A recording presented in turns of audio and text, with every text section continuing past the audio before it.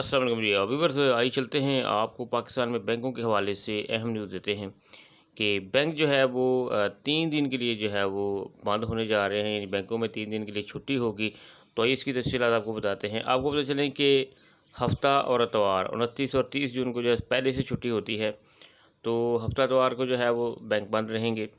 उसके बाद 1 जुलाई यानी सोमवार वाले दिन जो है वो बैंक हॉलीडे है। मालियाती नए साल के हवाले से जो है बैंकों को छुट्टी होती है। उस दिन भी जो है बैंक लेन देन नहीं करेंगे। तो लिहाजा मुसलसल 3 छुट्टियाँ आ रही हैं जी, हफ्ता इतवार और सोमवार वाले दिन बैंक जो है वो बंद रहेंगे।